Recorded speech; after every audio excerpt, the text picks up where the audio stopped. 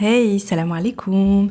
Bienvenue sur le Miracle Fajr Podcast, le podcast qui t'aide à avoir plus de sakina, de sérénité au quotidien et dans le delà, Inch'Allah.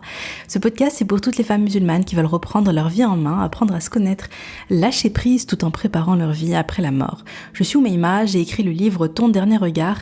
Et si le jour de ta mort devenait le plus beau jour de ta vie, dans lequel je te raconte l'histoire inspirante de ma maman et surtout sa magnifique mort, qu'Allah lui fasse miséricorde et qu'Allah nous accorde une belle fin à nous aussi.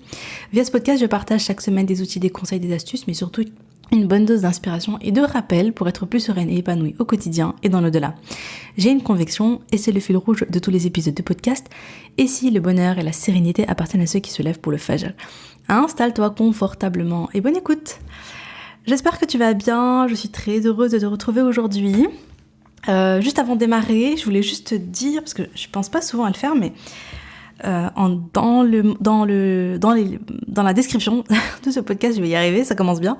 Dans la description de ce podcast, tu peux retrouver plusieurs choses. Tu peux retrouver un extrait de mon livre. Donc si t'as pas encore lu mon livre, que tu sais pas trop si c'est fait pour toi, si tu vas aimer ma plume, tout ça, n'hésite pas à télécharger, c'est gratuit. Tu télécharges l'extrait, tu lis. Voilà, si ça te plaît, ça te donne envie de continuer, tu continues. Sinon, au moins t'auras goûté, tu pourras faire le bon choix. Deuxièmement, tu peux également retrouver mon guide du Miracle Fajr. J'en parle jamais, mais bon, il y a un guide, c'est un e-book. Je sais plus à combien de pages, mais il y a pas mal de pages, je crois une trentaine de pages, pour t'aider à te lancer dans la routine du Fajr, ou qui te donne des hacks pour te lever plus tôt, qui te donne un plan d'action sur 7 jours, qui te donne des petits exercices d'écriture, et qui te donne les invocations du matin. Franchement, il est pas mal complet, mine de rien. Vraiment, tu peux le télécharger, pareil, c'est gratuit. Ensuite, tu peux, si tu le souhaites, t'inscrire à la bulle de sérénité du lundi. J'avoue que j'ai pas été très régulière ces 2 dernières semaines parce que j'étais tellement focus sur le podcast. Moi, je sais faire les choses que, je suis quelqu'un qui travaille beaucoup sur un gros projet à la fois. Mais bon, d'habitude, je suis quand même régulière sur les bulles de sérénité, donc je vais me reprendre. Voilà, donc la bulle de sérénité du lundi, grosso modo, c'est un mail que j'envoie, une petite lettre que j'envoie le lundi matin au Fajr. Et je crois que c'est tout. Ah oui, puis après, bien sûr, il y a le lien de mon livre, si jamais tu veux acheter mon livre sur Amazon. Voilà, donc je pense jamais à le dire, mais là, je me suis dit, bon, allez, vas-y. Parce qu'il y en a peut-être qui sont pas au courant. Donc voilà, donc je pense qu'on peut démarrer, Inch'Allah. Donc aujourd'hui, on est toujours donc sur les différentes étapes de la vie après la mort. Et aujourd'hui, on va parler du moment de la balance, tu vois, le moment où on apporte la balance et on s'apprête donc à peser tes actions, les bonnes, les mauvaises. Et c'est comme une balance, c'est vraiment pour voir qu'est-ce qui pèse le plus lourd. Est-ce que c'est la balance de tes bonnes actions ou est-ce que c'est la balance de tes mauvaises actions, de tes péchés? Qu'Allah nous en préserve, qu'Allah fasse en sorte qu'on fasse partie de ceux que la balance des bonnes actions est bien bien lourde et qui du coup rentreront directement au paradis. Alors, je vais vous citer quelques versets sur la balance.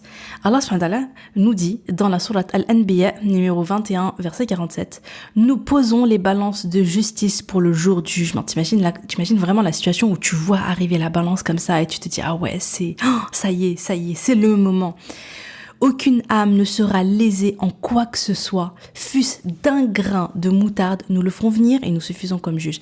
C'est-à-dire que tu ne seras pas lésé. Vous voyez aujourd'hui, sur cette terre, on voit plein d'injustices. On voit plein d'injustices. On voit des gens qui ont le pouvoir, qui font la misère à d'autres personnes qui n'en ont pas. On voit des guerres, on voit vraiment, malheureusement, il y a beaucoup d'obscurité. Il y a aussi beaucoup de belles choses, alhamdoulilah, mais il y a de l'obscurité et il y a de l'injustice. Le jour du jugement, c'est le jour de la grande justice. C'est le jour où t'as fait du mal, on va le voir, on va le noter, même si c'est un tout petit mal, tu vois, que ce soit un petit ou grand. Et pareil, si t'as fait du bien, que ce soit une petite action ou une grande action, on va le noter, on va le peser, c'est le jour en fait où la justice est rétablie.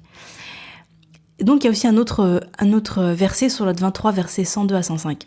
Ceux dont la balance est lourde, donc c'est la balance des bonnes actions, seront les bienheureux, et ceux dont la balance est légère seront ceux qui ont ruiné leur propre âme, et ils demeureront éternellement dans l'enfer.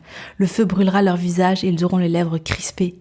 Mes versets ne vous étaient-ils pas récités et vous les traitiez alors de mensonges? Qu'Allah nous en préserve et qu'Allah nous permette de faire partie des bienheureux.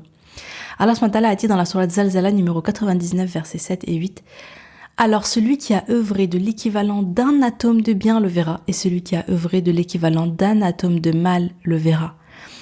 Donc c'est le moment où où toutes tes actions, elles vont être là. Tu sais, il y aura des actions que tu auras oubliées, il y aura des péchés que tu auras complètement oubliés, comme il y aura des bonnes actions que tu auras oubliées. Et j'espère qu'on aura beaucoup plus de bonnes actions qu'on aura oubliées que de péchés. Mais encore une fois, ça rappelle l'importance, vraiment du repentir pour se purifier de ces péchés. Et encore une fois, on est dans le mois de Ramadan, et même en dehors du mois de Ramadan, tu peux toujours faire le repentir. Allah subhanahu wa ta'ala, il accueille le repentir nuit et jour. Allah subhanahu wa ta'ala, il pardonne tous les péchés. Il y a que le shirk, tu vois. Mais Allah subhanahu wa ta'ala, l'association. Mais Allah, il pardonne tous les péchés. Et vraiment, c'est hyper important de revenir à Allah subhanahu wa ta'ala, de beaucoup l'invoquer, de faire beaucoup d'istighfar le matin, le soir, le but c'est d'alléger la balance des mauvaises actions et ensuite faire le maximum de bonnes actions pour alourdir la balance des bonnes actions. Et concernant, je me dis vu qu'on va parler donc de la balance avec les bonnes actions et les mauvaises, je voulais partager un hadith qui montre encore une fois la grande miséricorde d'Allah subhanahu wa ta'ala, parce que tu vois, même si on parle de la justice divine, il n'empêche que même dans cette justice il y a une immense rahma, parce que c'est pas la justice la justice d'Allah subhanahu wa ta'ala, elle est tellement belle, parce que ce n'est pas une justice en fait c'est une justice mais en même temps elle est à ton elle est à ton, pas à ton honneur, elle est à ton avantage. Voilà. Pourquoi je dis ça? Je vous cite le hadith, vous allez comprendre.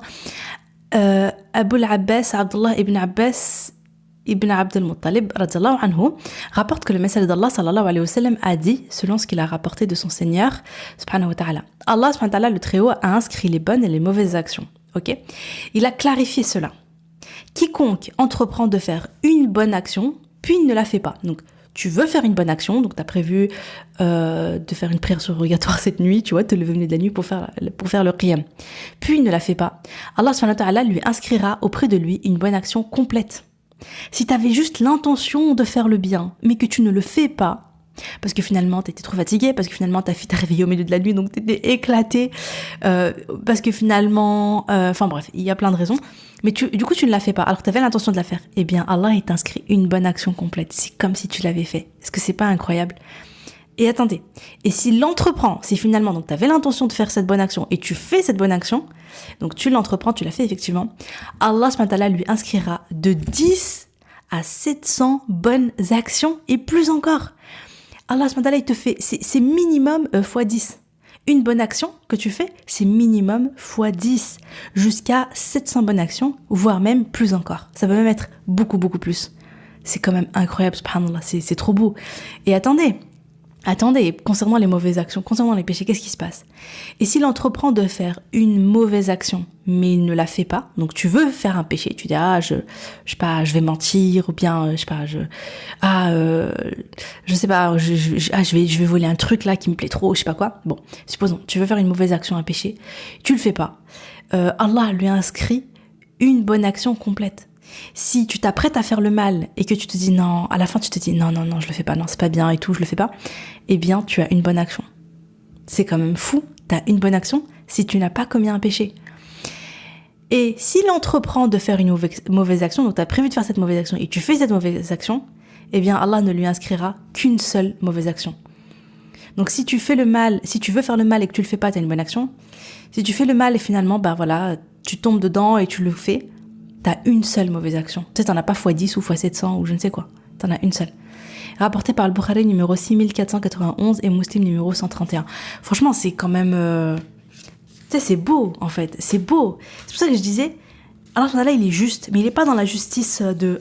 tu vois, et pour œil, t'as fait ça, t'as fait un péché, c'est un péché. T'as fait une bonne action, c'est une bonne action. Point barre. T'as rien fait, t'as rien, tu vois. Non. Et c'est là où tu vois finalement la rahmat d'Allah et tu vois à quel point il nous veut du bien et à quel point il veut pour nous le meilleur. Allah, la seule chose qu'il attend de nous, finalement, c'est qu'on fasse ce qu'il nous demande. Et le comble du comble, c'est quoi ? C'est que dans tout ce qu'Allah nous demande, il y a un bien immense. Et quand je dis un bien immense, c'est un bienfait pour nous, à la fois dans notre dîn, bien sûr pour notre akhira, parce que c'est ça qui compte vraiment, hein, c'est l'au-delà. Hein.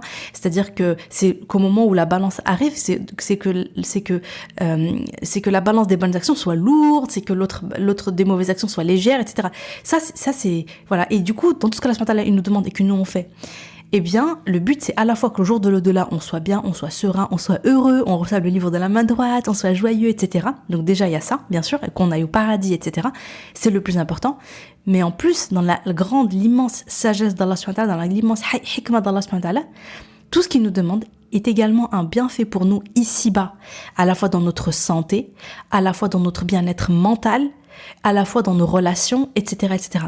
Parce que Allah subhanahu wa ta'ala, il nous a créés. Il sait mieux que nous ce qui est bon pour nous. Il sait de quoi on a besoin pour être heureux, pour être épanoui, pour être bien dans ses baskets, pour être bien dans sa tête, pour être bien dans sa vie, pour avoir une vie réussie, pour avoir le succès, pour avoir... Allah subhanahu wa ta'ala, il sait ce qui est bon pour nous.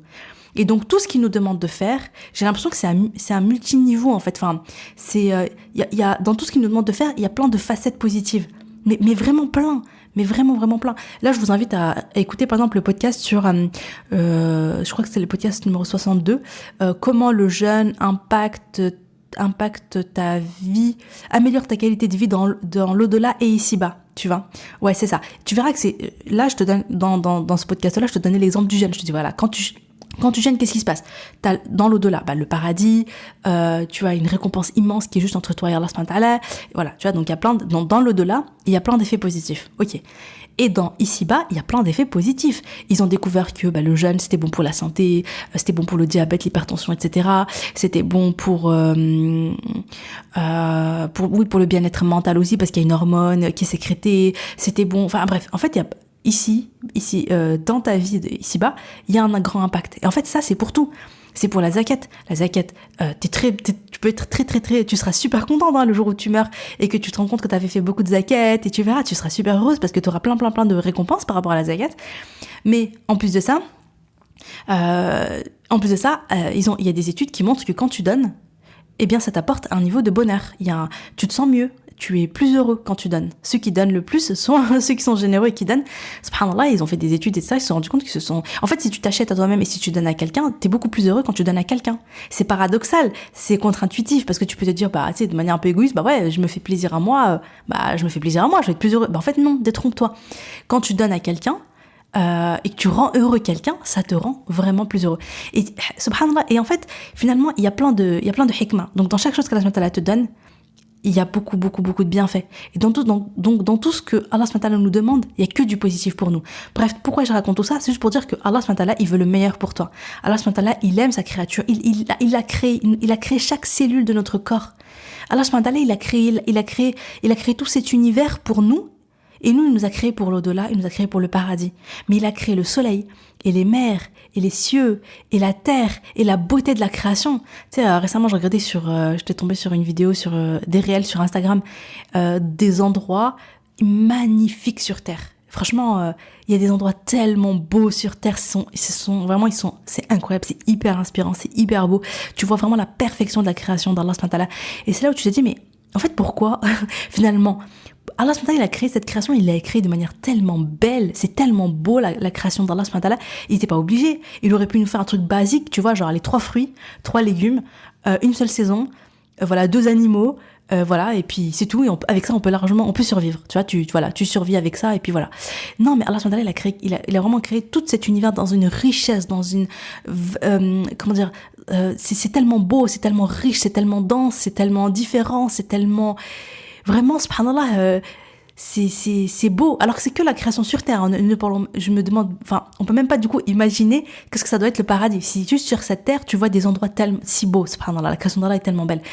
Mais en tout cas, Allah subhanahu wa ta'ala, il a créé tout ça pour l'être humain. Il nous a soumis finalement tout cet univers pour nous. Et nous, subhanallah, il nous demande une chose, c'est l'adorer. Et c'est l'adorer pour notre bien-être et pour qu'on soit au paradis, subhanallah, pour qu'on le rencontre. Tout ce qu'Allah subhanahu wa ta'ala nous demande, il y a un bienfait. Et Allah subhanahu wa ta'ala, il nous aime. Je veux dire, ta mère, elle t'a porté dans son ventre 9 mois. Et le jour où tu es née, moi je suis une maman, je sais que le jour où ma fille est née, chacune de mes filles est née, j'ai ressenti une bouffée d'amour qui était incroyable parce que tu te dis, mais c'est la première fois que je rencontre cet être vivant. Et pourtant, je l'aime déjà d'une manière inconditionnelle, je l'aime déjà d'un amour incroyable. Et pourtant, Je veux dire, quelle est la différence entre ce bébé et un autre bébé? C'est juste que celui-là, je l'ai porté dans mon ventre pendant 9 mois. C'est mon bébé, tu vois. Imagine, Allah subhanahu wa ta'ala, avec ses créatures, il nous a créé, il a créé chaque cellule de notre peau. Il nous connaît, nous connaît dans l'intimité. Il sait ce qu'on pense, il sait ce qu'il y a dans notre cœur, il sait ce qu'on fait en cachette, il sait ce qu'on fait devant les autres, etc. Alors Allah, il nous connaît parfaitement. Il nous aime et veut pour nous le bien. Subhanallah. Et voilà. Et donc vraiment, on est sur cette terre et les choses, c'est pas compliqué. Je vais continuer les hadiths, etc. Et tu vas voir que finalement, ce qu'Allah nous demande, c'est pas compliqué. Et c'est pour notre bien-être. En fait, on n'a aucune raison de ne pas le faire. On est gagnant sur tous les plans. Tout ce qu'Allah nous demande de faire, c'est que un bien pour nous. Alors, j'ai noté, on voudrait revenir sur terre pour agir plus pour Allah subhanahu wa ta'ala. D'après Mohammed ibn Abi Umayra, radiallahu anhu, le prophète sallallahu alayhi wa sallam a dit: si un homme s'était jeté sur son visage, c'est-à-dire qu'il s'est prosterné dans l'obéissance d'Allah subhanahu wa ta'ala depuis le jour de sa naissance jusqu'à ce qu'il meure de vieillesse, alors ce jour-là, c'est-à-dire le jour du jugement dernier, il trouverait qu'il n'a pas fait beaucoup et il souhaiterait qu'on le ramène dans la vie d'ici-bas afin d'augmenter sa récompense et sa rétribution. Rapporté par Ahmed et authentifié par Cheikh Albani dans Sahih al-Tarib numéro 3597. Si un homme, depuis le jour de sa naissance jusqu'au jour où il meurt, il était en prosternation, juste en adoration, et bien le jour du jugement, devant la balance, devant ce moment en fait où il aura quand même l'impression de ne pas avoir fait assez et il se dira quand même: ah là là, qu'est-ce que j'aimerais retourner sur terre et adorer plus Allah subhanahu wa ta'ala. C'est pour dire déjà là, à ce moment-là, à quel point le jour de la balance, c'est un jour où tu te diras: mince, j'aurais pu faire plus, mais tu peux pas. Ça y est, c'est le moment des comptes, c'est pas le moment de l'action, c'est le moment du bilan, c'est le moment d'assumer les conséquences de tes actes, tu vois. Et c'est aujourd'hui que ça se joue. Vraiment se rappeler que, c'est pour ça que c'est important donc de faire le rappel, c'est pour ça que c'est important de parler de ces moments-là, c'est parce qu'aujourd'hui, pendant que tu m'écoutes, tu as la liberté, tu as la possibilité, tu peux agir, tu vois, tu peux aller, aujourd'hui tu peux faire le repentir, tu peux faire de la qa'at, tu peux demander pardon à Allah subhanahu wa ta'ala, tu peux faire la zakat, alhamdoulilah tu jeûnes, tu peux faire beaucoup de adkar, tu peux lire le Coran, tu peux rendre un service à une amie, tu peux faire un ikram, tu vois, genre faire un plat et le donner à une personne. Il y a plein de choses que tu peux faire. Il y a plein de choses que tu peux faire pour que ce jour-là, le jour de la balance, eh bien, t'aies le moins de regrets possible. D'après Anas radiallahu anhu, le prophète sallallahu alayhi wa sallam a dit: le jour du jugement, il sera dit à un homme parmi les gens de l'enfer: si tu possédais tout ce qui se trouve sur la terre, est-ce que tu l'aurais donné pour être sauvé de l'enfer? Il dira oui. Alors Allah subhanahu wa ta'ala va dire: tu mens, j'ai voulu de toi ce qui est plus facile que ça. Tu sais, je t'ai pas demandé de me donner tout ce qu'il y a sur terre. Tu vois, j'ai pris avec toi le pacte dans le dos de Adam que tu ne m'associes rien, mais tu as refusé et tu as pratiqué l'association. C'est-à-dire que le jour du jugement, une personne qui sera en enfer, elle dirait si je pouvais, je donnerais tout, je donnerais toute ma richesse, je donnerais tout ce que je peux, je ferais tout pour Allah, je ferais tout. Mais c'est pas vrai, parce qu'Allah va dire: mais moi je t'ai pas demandé de me donner tout, hein. Allah il nous demande pas des sacrifices de ouf, hein. Allah ne nous demande pas de donner toute notre richesse, de ne jamais nous marier, d'aller sur une grotte et de prier du matin au soir et du soir au matin et de jeûner tous les jours jusqu'au jour où on meurt. Allah il nous dit: mais il vous demande pas ça. Tu vois, c'est vis ta vie, marie-toi, trouve un taf, gagne bien ta vie, éclate-toi, tu vois, tu peux t'amuser, tu seras avec tes amis, tu fais, alhamdoulilah, le djinn ne le djinn ne t'interdit pas d'avoir une belle vie, de kiffer ta life, de t'amuser, alhamdoulilah, tu vois, tu peux kiffer ta vie, tu vas au resto, tu fais ce que tu veux, tu vois, il y a pas de souci. Mais dans les limites de l'obéissance d'Allah subhanahu wa ta'ala et des interdits. C'est-à-dire que dans ce que tu fais, tu évites les péchés qui déplaisent à Allah subhanahu wa ta'ala, tu vois. Et il y en a pas, finalement, déjà de une, il y en a pas tant que ça.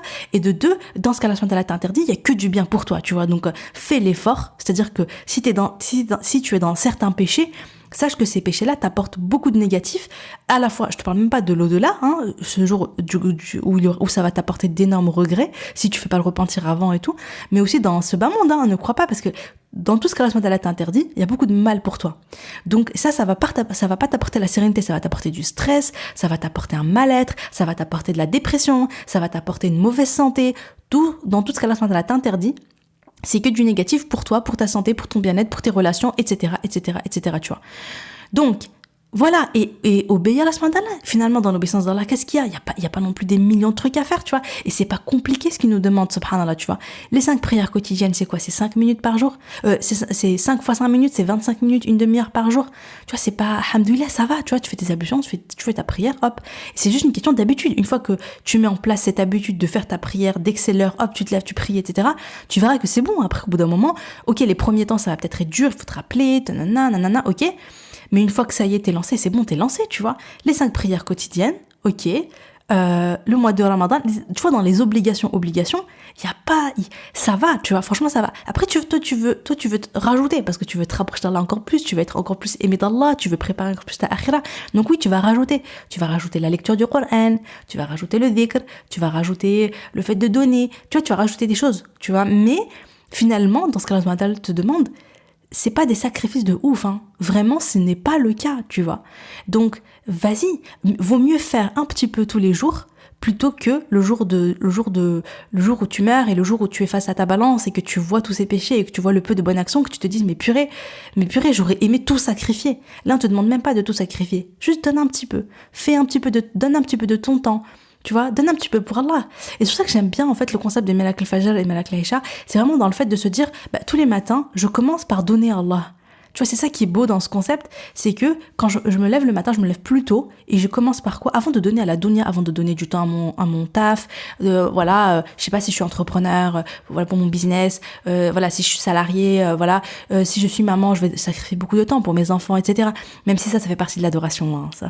D'ailleurs, tout ce que je viens de dire, même l'entrepreneuriat, même le salariat, etc., ça peut faire partie de l'adoration d'Allah subhanahu wa ta'ala si tu y places la bonne intention. Ça, c'est super important. Enfin, voilà, c'est pas le sujet là tout de suite. Mais ce que je veux dire, c'est que tu peux, voilà, donc avant de donner du temps aux autres, commence par donner du temps à Allah subhanahu wa ta'ala, un temps de qualité. Tu te lèves plus tôt, tu fais 2 rak'at, on va dire c'est 2 à 4 rak'at, tu vois, genre un petit peu de qiyam, où tu vas faire des doigts, tu vas invoquer Allah, tu vas parler de tes soucis, tu vas demander le paradis, tu vas parler à Allah subhanahu wa ta'ala. Et puis ensuite, tu vas faire la prière du Fajr. Ensuite, tu lis un petit peu de Coran, sachant que chaque lettre égale 10 hasanat. Chaque lettre égale 10 hasanat. Donc c'est un moment pour avoir plein de hasanat, tu vois. Tu lis un petit peu de Coran, tu fais tes dhikrs du matin. Tu te rappelles, si tu dis Raditu billahi rabban wa bil islami dinan wa bi Muhammadin nabiyyan, tu dis ça 3 fois. Tu rentres au paradis. La seule chose qui t'empêche d'entrer au paradis, c'est la mort. Donc, tu rentres au paradis. Tu vois, si tu dis, il y a aussi une invocation, c'est vrai que j'en ai pas parlé, mais je ferai un podcast aussi spécial sur quelles sont les actions, quelles sont les choses que tu peux faire pour éviter l'enfer. Et sache qu'il y a une invocation qui fait partie des invocations du matin, c'est Allahumma inni asbahtu ushiduka wa ushidu hamalata arshika wa malaikatika wa jami'i khalqika annaka anta Allah la ilaha illa anta wahdaka la sharika lak wa anna Muhammadan abduka wa rasuluk. Cette invocation, si tu l'as dit 4 fois, bi'idnillah, si tu meurs, tu rentres pas en enfer. En fait, cette invocation, il faut la dire le matin et le soir. Elle est dans la citadelle du musulman. Donc, je t'invite vivement à voir la citadelle du musulman, hein, tu vois, parce qu'il y a toutes les invocations dedans. Tu dis 4 fois le matin, tu dis 4 fois le soir, et si tu meurs, ce jour-là, t'es préservé de l'enfer. Tu vois, ce sont des petites habitudes. Donc, tu commences la journée en faisant ces invocations-là, en lisant un petit peu de Coran. On écrit, voilà, donc ça c'est déjà tu vois, machallah, c'est déjà bien. Moi après j'aime bien donc prendre un petit temps pour Allah, un petit temps pour soi-même via l'écriture, un petit peu d'introspection, faire un peu le bilan, se dire où j'en suis, tu vois, tu te poses des questions en disant ok, est-ce que ça va en ce moment, est-ce que ma relation avec Allah ça va, est-ce qu'il y a des problèmes, est-ce qu'il y a des péchés que je suis en train de commettre, est-ce que j'ai des mauvaises habitudes, est-ce que ça va, quelle action je peux faire pour me rapprocher d'Allah, tu vois, tu fais un peu le bilan, tu réfléchis et tout. Via l'écriture, moi je suis une fan de l'écriture, j'aime beaucoup ça. Dans le programme MFR en ce moment, je leur ai donné plein d'exercices d'écriture, voilà, pour qu'elle démarre petit à petit, hein, mais je trouve ça hyper intéressant, tu vois, de se poser certaines questions, à la fois en lien avec ta religion, mais à la fois un petit peu plus d'introspection sur toi, etc. C'est super intéressant. Bref, et donc un peu d'écriture, et puis après tu peux rajouter voilà un petit peu de sport, voilà pour avoir de l'énergie, pour être bien pour être en forme, pour prendre soin de ton corps. C'est aussi une ibada, le sport, hein, puisque tu prends soin du corps que Allah subhanahu wa ta'ala t'a donné. Et tu le fais pour avoir plus d'énergie, pour pouvoir mieux l'adorer, tu vois. Parce que si t'es en mauvaise santé et que t'es malade, etc., ben tu peux pas adorer Allah subhanahu wa ta'ala comme tu voudrais, tu vois. Voilà, donc c'est comme ça que je parle de l'intention. Il faudrait que je fasse aussi un podcast sur l'intention, je crois, là, non? Il y a des tas de... quand je parle, j'ai plein d'idées de podcasts. Il faut que je me les note. Oh là là. J'ai pas de stylo là. Bon, je vais essayer de les garder en tête pour tout à l'heure. Dès que je termine l'épisode, je me note l'intention et un sur comment éviter l'enfer. Inch'Allah.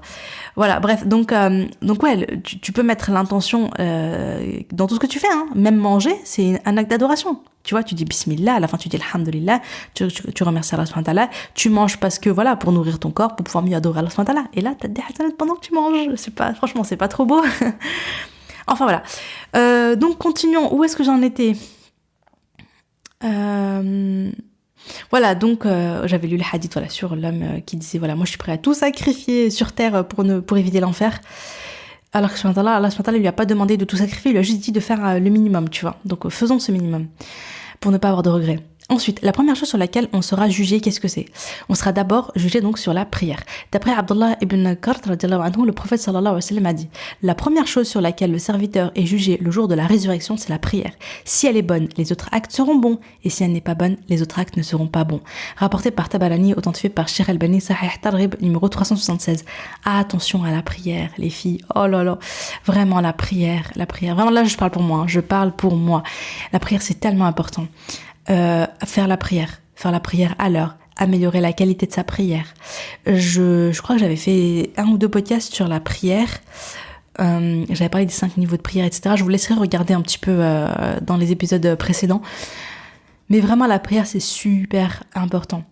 Et d'ailleurs, je vous invite aussi vivement à faire des prières surérogatoires, parce que ce qui se passe le jour du jugement, c'est que si jamais les prières sont imparfaites, si jamais les prières ne sont pas, voilà, il y a des manquements dans les prières, eh bien, Allah subhanahu wa ta'ala va regarder dans les prières surérogatoires. Est-ce qu'il y en a, etc. pour pouvoir, elles vont pouvoir finalement perfectionner, compléter les prières un petit peu manquantes, un petit peu bancales.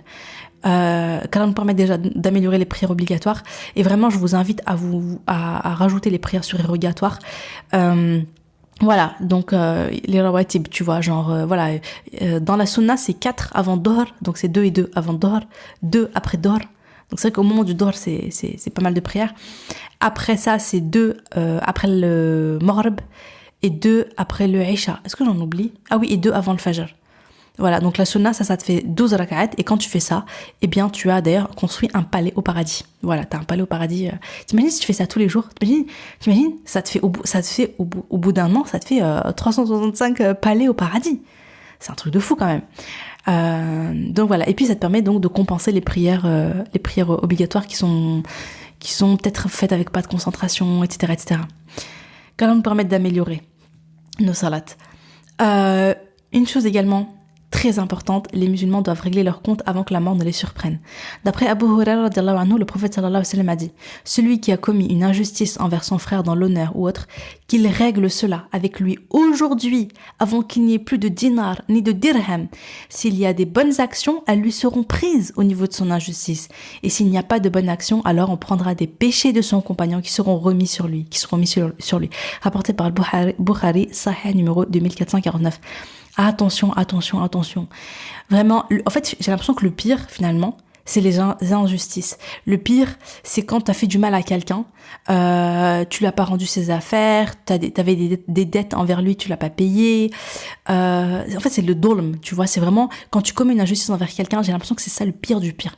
Parce qu'il y a des péchés, Allah subhanahu wa ta'ala, il peut décider de te pardonner. Il peut te pardonner par sa rahma, tu vois. S'il le souhaite, même si t'as pas fait le repentir et tout dessus. Mais par contre, attention, parce que si tu fais un mal à quelqu'un, eh bien, tu vas devoir rendre des comptes sur ce mal, coûte que coûte, c'est obligé ça, tu vois. Et ça, si c'est pas sur terre que tu règles tes problèmes, c'est-à-dire, voilà, aller voir la personne, t'excuser, lui dire, ok, voilà, si tu lui dois de l'argent, tu vas lui donner, ou bien tu vas régler ça avec elle. Si t'as pas l'argent, ou je sais pas moi, tu vas voir avec elle, tu vas essayer de trouver une solution en fait. Si t'as fait un mal, bref, en quoi que ce soit, tu vas essayer de le régler ici-bas. Parce que ici-bas, c'est facile. Tu vois, tu peux donner de l'argent, tu peux, je sais pas, tu peux régler les choses, ou bien tu peux au moins demander pardon. Mais le problème, c'est que le jour du jugement dernier, à ce moment-là, il n'y a plus de dirham, il n'y a plus de dinar. C'est-à-dire que tu peux plus, si tu devais de l'argent, tu peux pas, t'as pas d'argent en fait. Hein, c'est bon, c'est terminé ce concept-là. La seule chose qu'il y a, c'est les bonnes actions et les mauvaises actions. Tu imagines si t'arrives, t'es là, tu fais la balance, tu dis ah c'est bon, ok, alhamdoulilah, j'ai beaucoup de bonnes actions, ça va mes péchés, ok. Et là on vient vers toi, ah mais non, Toi, tu me devais de l'argent. Toi, tu m'as fait ça, ça, ça. Toi, tu m'as fait ça, ça, ça. Et qu'est-ce qu'on fait? On te prend tes bonnes actions, tes bonnes actions, tes bonnes actions. Et à la fin, quand t'as plus de bonnes actions, on vient, on te dit, ah, eh ben, je vais te donner mes péchés. Et là, on va remplir ta balance des péchés. Tu te rends compte un peu du truc? C'est terrible, c'est terrifiant. Il vaut beaucoup mieux régler ses problèmes et l'injustice qu'on a commis ici-bas que la laisser traîner pour l'au-delà. Parce qu'après, ça va être ça sera beaucoup plus grave. Les conséquences seront beaucoup plus graves. Ici, ça demande de mettre un petit peu son ego de côté. Ça demande d'être humble, ça demande de se remettre en question, ça demande d'avoir du courage. J'imagine que ça doit pas être évident d'aller voir une personne, de dire oui, je suis en tort, j'ai fait ça, ça, ça, ça, je m'en excuse profondément, comment est-ce que je peux réparer mon tort, etc. Mais il vaut mieux le faire ici que d'en assumer les conséquences après. Ensuite, ça fait quand même longtemps là que je parle, hein. Oh, je sais pas quand est-ce que j'ai commencé, mais là, ça fait un petit moment. Je pense qu'on va s'arrêter là. On va s'arrêter là, Inch'Allah. Et on va continuer, parce que, voilà, comme je vous ai dit, la partie sur le jour du jugement, Inch'Allah, il y a plein de choses à dire. On va s'arrêter là, Inch'Allah, et on va continuer demain, et je vous reprends. Bon, j'espère que ça vous a été utile. Comme d'hab, si vous avez aimé, n'hésitez pas à le partager à vos amis, à vos proches. Ce rappel, n'hésitez pas, vraiment, s'il y a des choses qui vous ont fait réfléchir, prenez ne serait-ce qu'une résolution là. Dans tout ce que j'ai dit, je sais que je dis pas mal de choses, mais essayez de voir ce qui vous semble, ce que toi, je vais parler à toi qui m'écoute. Qu'est-ce qui t'a frappé est-ce qu'il y a un truc dans ce que j'ai dit aujourd'hui où tu t'es dit ah ouais c'est vrai, ah ça me concerne, ah ça il faudrait vraiment que je fasse un effort là-dessus, ou est-ce que t'as une prise de conscience? Eh bien, je te demande pas de tout faire d'un coup, c'est vraiment pas le but, parce que de toute façon tu peux pas tout changer, tout bouleverser en une fois. Mais quelle est la chose la plus importante dans tout ce que j'ai dit? Quelle est la chose que tu devrais prendre en compte et dès aujourd'hui, et changer dès aujourd'hui dans ta vie? Et ben voilà, prends ça et applique-le, et puis après n'hésite pas à revenir sur le podcast, le réécouter, et peut-être apprendre également une autre chose, et voilà, parce que nous on est là pour prendre notre au-delà en main, on veut prendre notre akhira en main, on veut travailler pour se construire une belle akhira bi'idhnillah, et qu'on soit heureuse et ravie le jour du jugement des conséquences de nos actes, des efforts qu'on aura fait aujourd'hui, Inch'Allah. Donc voilà, donc n'hésite pas à écouter, n'hésite pas à appliquer, n'hésite pas à partager, et si jamais t'as pas encore laissé de commentaires sur Apple Podcast, n'hésite pas à le faire, c'est un plaisir vraiment.